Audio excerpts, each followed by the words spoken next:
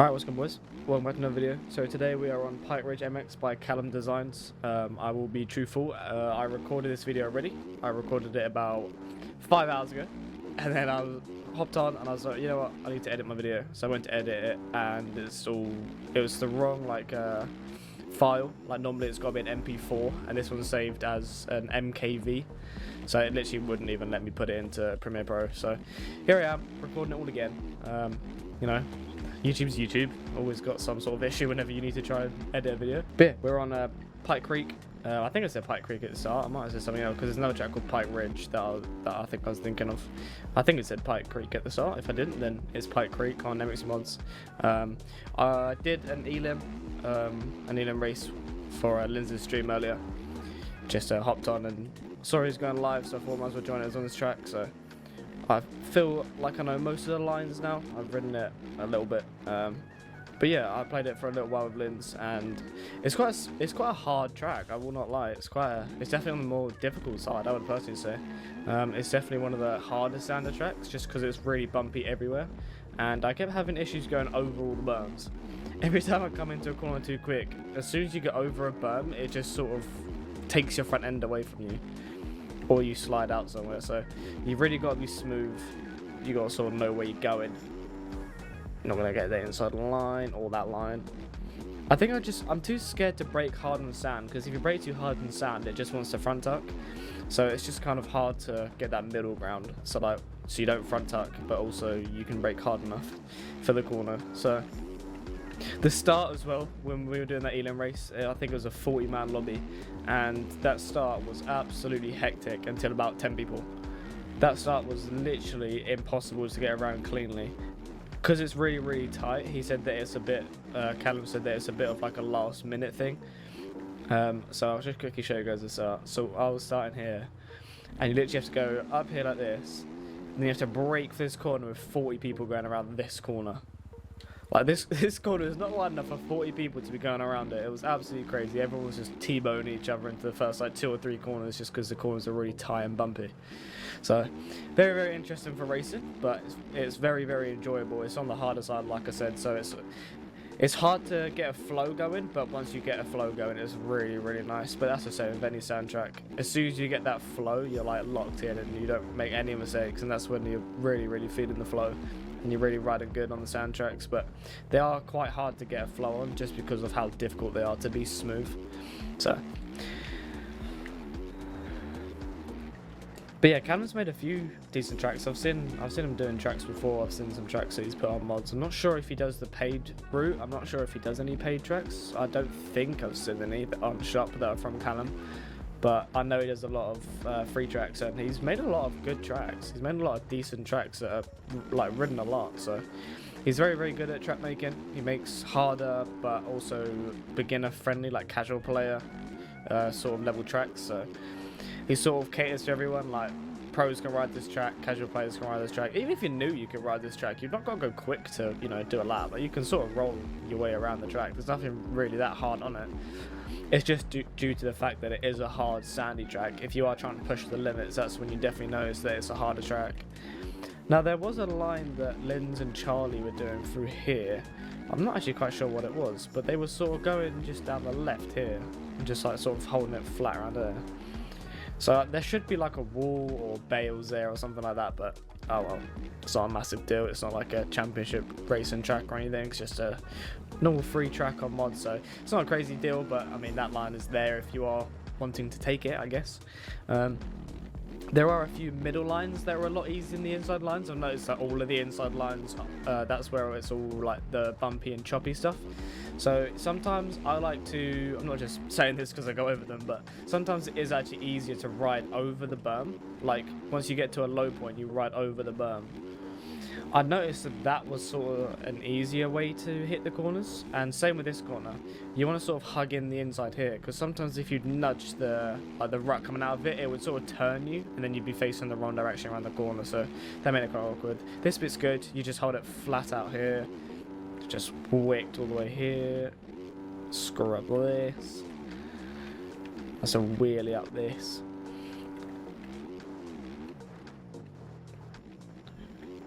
But yeah, I did want to mention as well the bike that I'm on. I will go into replay real quick just so you guys can check it out quickly. Obviously I don't have my shaders or anything on, so it doesn't look crazy. But this is a bike that my brother made.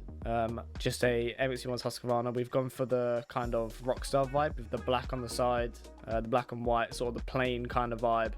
But yeah, this is his first bike that he's made on Illustrator. He's learning to use Illustrator, so but I think he's done a really good job considering this is literally his first bike that he's made.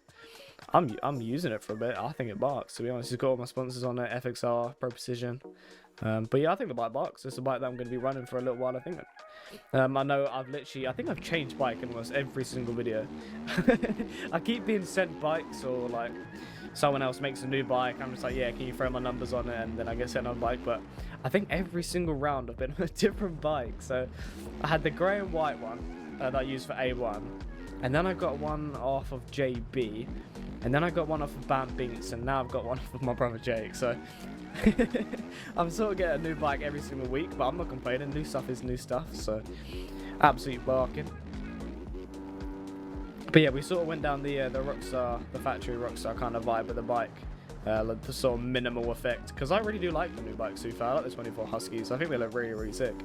So we've sort of gone down that route. I've got my custom font on it as well. It's not really a custom font, it's not my personal font, but it's sort of the font that I have on all my bikes. It is the Malcolm Stewart Star Yamaha font that he had. He doesn't even use it anymore, but it's sort of just my font. I've sort of nabbed off him. So Malcolm, if you want your font back, you can't have it, man, I'm afraid. I'm using it in the next bike, so deal with it, buddy. But yeah, this is sort of my own custom font. Saw it and it just looked really sick, so sort of having that on most of my bikes now that I can actually get the font on. Oh, blimey.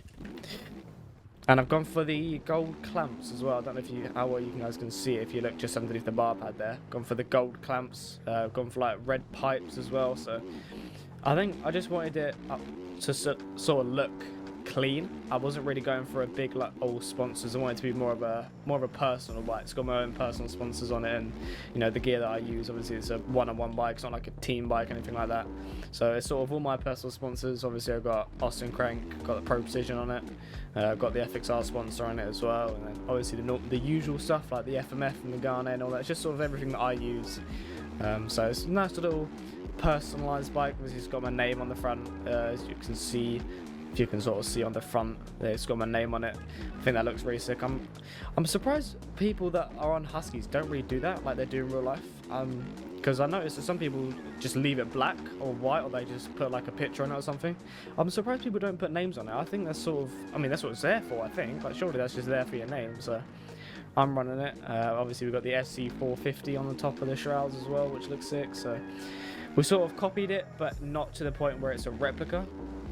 Just to the point where it's a bit like it, because I like the minimal effects. I like minimal bikes.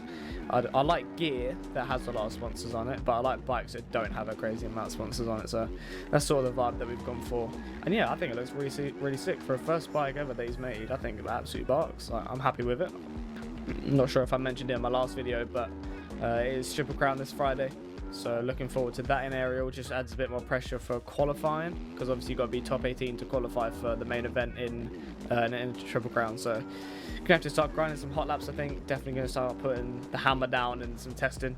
Become one of the tester grinders, and just sort of, you know, sit there doing hot laps, lap after lap after lap after lap. So that's going to be very enjoyable. But things you got to do, you know, to be able to make sure you qualify in top 18. I think I'm good anyway. Like, I think I can qualify top 18 anyway, but it's just that added pressure of I have to qualify top 18. So just going to put the work in, I think, in hot laps this week. I have a love-hate relationship with Triple Crowns. I love the fact that there's no heat races, because I absolutely hate heat races. I hate the fact that you can be taken out of a night just from a race, because obviously people make some very, very questionable decisions in this game sometimes. So sometimes just getting killed out of a heat race or something like that is just a night ruiner, really. It's just annoying, like nothing that you even did or anything. It's just one person got angry at you or is angry at something else, and it would just take it out or take you out, and it's just annoying. Heat races are heat race. I've been lucky so far this year. I've had a 4th and a 5th in heat races, so I'm chilling. But it's just that always like that. It's always in the back of your mind, you know, if you don't, you know, get top 9 in this race and you're not racing. Obviously you got the LCQ, but everyone hates LCQs. Everyone just, you know, dive bombs each other in it. So it's kind of, kind of hate LCQs as well, but luckily we've been fortunate enough to not have to worry about any LCQs this season, so I'd like to keep that going strong by going top 18, so we can actually do good in the main. But I'm really looking forward to doing 3 races, because I've had a sort of a mid start to the season. I've been happy with my heat races, but then in the main event I just seemed to really struggle. I think it was because I was using a stiff suspension. I think it was just way too stiff. I prefer a softer setup, and I think the stiff setup was just sort of causing me issues in E-Road. So obviously I tried a softer setup for San Diego, and then I felt good in that. That was the first qualifying I actually felt good in as well. Oh, I've just run out of fuel. But yeah, that was the first qualifying I actually felt good in.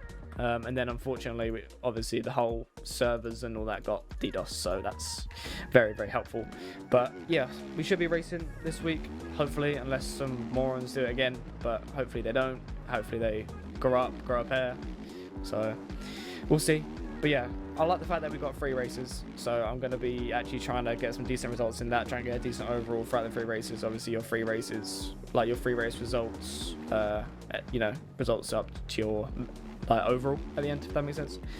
So hopefully we can start getting some decent finishes, and that gives me 3 chances to sort of like calm the nerves down. I feel like I always ride too tight at the start of a main race, and then I start getting a flow towards the end or midway through, and then it's sort of too late by then. You're sort of just mid-pack buried, or the leaders or something is just completely gone. So having 3 chances, I think, will make it a little bit easier for the nerves. So yeah, hopefully we can just get some better results. But yeah, this is Pike Creek on MX Mods. If you guys are interested, definitely on the harder side, but if you guys enjoy a good track where you've got to really learn technique and be smooth on the throttle, then it's definitely a fun track to learn. But yeah, appreciate you guys watching. Like, subscribe, and I'll see you guys in the next video. Peace.